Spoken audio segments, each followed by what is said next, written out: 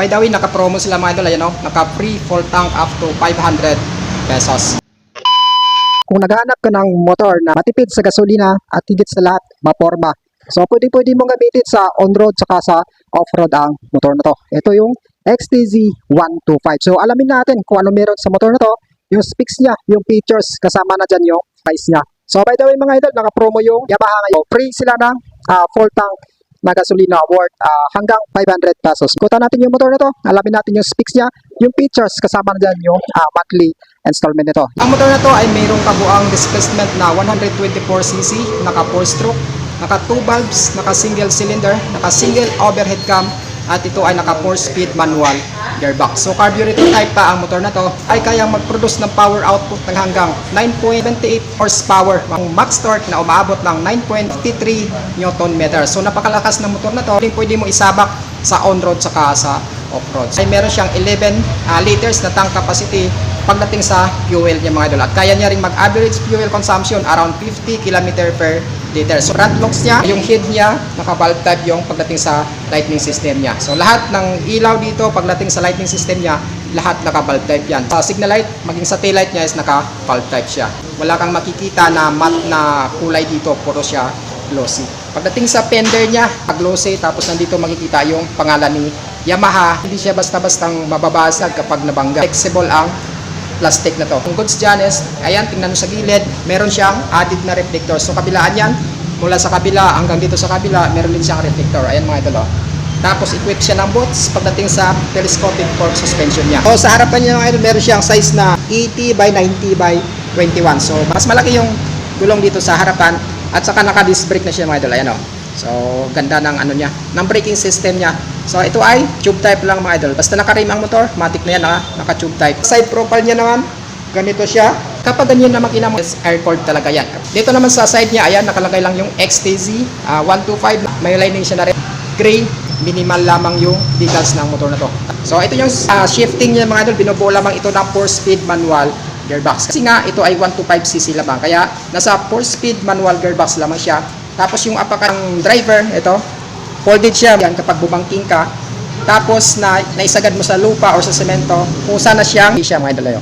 So hindi ka basta-bastang matutomba. Tapos wala na siyang center stand kasi nga ito ay pang off-road na motor. So ang meron lang dito, side stand na ordinary na wala siyang kill switch. So ito yung side niya. So kung ano yung decals nandito, andun din sa kabila, same din sila ng decals nun. So yung apakan ng angkas, naka-rubber na rin siya at hindi naman ito nagbabibrate. May guard siya dito na protection para sa paa mo. Yung suspension niya naman sa likod mga idol, naka-monoshock absorber yan mga idol, kulay black. So napakaganda ng monoshock absorber mga idol kasi nga kapag dinaan mo ito sa mga off-road or sa mga lubak-lubak, hindi mo talaga ramdam yung tagtag. Pagdating naman sa chain niya, meron siyang cover na plastic. And so plastic lang siya. So matibay na rin. Tapos yung gulong niya sa likod, ayan, very spiky mga idol. So goods na goods talaga to pang off-road. Tapos malapad siya. Goods na rin yan sa bangkingan. Meron siyang sukat, I think nasa 110 by 80 by 18. So 18 size, stock. Tapos marami kang mabila nito aftermarket. So ang goods dyan mga idol dito sa likod niya, malinis siya dito banda. Tapos madali mo lang linisin kapag natalsikan siya ng mga pote kasi nga ganito lang siya. So parang nagsisilbing guard na rin niya rin ito para hindi siya basta-bastang mapuputikan yung suspension niya. Ito ang monoshock absorber sa gitna. So dito sa likod niya mga idol, ayan. So yung lighting system niya, so bulb type, maging sa taillight niya mga idol, ayan. So naka-bulb type din. Tapos nakikita natin dito yung Yamaha na pangalan. Dito naman yung grab bar niya. Matibay yung grab bar na to. So pagdating sa upuan niya mga idol, manipis siya. So during long ride, talagang mangangawit ka dito kapag long ride mga idol. Kasi nga, hindi siya gaano kakapalan. So, yung muffler niya, meron na rin siyang guard na na stainless mga idol. Ayan, so hindi ka basta-basta mapapaso dito kapag patikit yung paa mo or yung angkas mo or basta-basta mapapaso dito. Dito naman sa starting system niya mga idol, equip siya ng kickstart. So ibig sabihin niya, meron ka talagang backup in case na malulubat yung baterya mo. Naman yung tanke niya, equip ng 11 liters capacity. So marami na rin yan, pwede sa long ride. Tapos naka upright position. So hindi ka basta-bastang dito mangangawit. Pagdating sa sitting position niya kasi naka upright siya. Tapos dito naman yung mga switches niya sa kaliwa. Ito meron siyang high beam, low beam, may turn signal lights. Tapos meron siyang busina dito sa kabila. Sa right na naman, makikita lang natin dito yung engine kill switch on off. Tapos meron siyang starting system mga idol. So, electric start. So, napaka-goods niyan kasi nga hindi ka na basta-bastang sisipa dito sa motor mo na to pagdating sa starting system niya. So, ito naman yung ignition lead niya mga idol. Susuyan mo lang, tapos under na ang motor na to. Gamitan mo lang starter. Tapos dito naman sa meter panel niya, naka-analog type. Ito siya mga idol. So, hindi siya digital. So, napaka-goods sa motor na to kasi nga friendly masyado tingnan yung meter panel niya. Andito naka-indicate yung speedometer, yung odometer niya. Andito rin nakalagay yung emblem ni Yamaha. So ito siya mga idol.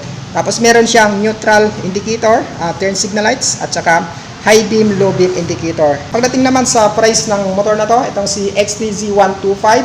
So itong black tsaka itong blue, mga parehas na sila ng presyo. Meron siyang 88,800 pesos. So kung gusto mo ng installment, magdaan ka ng 7,900. Tapos yung 1 year mo is 8,680. Yung 2 years mo is 5,105. Yung 3 years mo is 3,940. Monthly rebates na 200 pesos. Meron na rin siyang LTO registration package, insurance, helmet, saka jersey. So yan yung latest update dito sa Yamaha XTZ125 ngayong February 2025. So kung malapit ka lang dito sa Kalilangan, Bukidnon at naghahanap ka ng XTZ125, bumisita na kayo dito. Saka promo sila mga idol, kaya habol na kayo sa promo. So hanggang dito lang tayo. Huwag kalimutang mag-subscribe dito sa YouTube channel ko at i-follow ako sa FB page.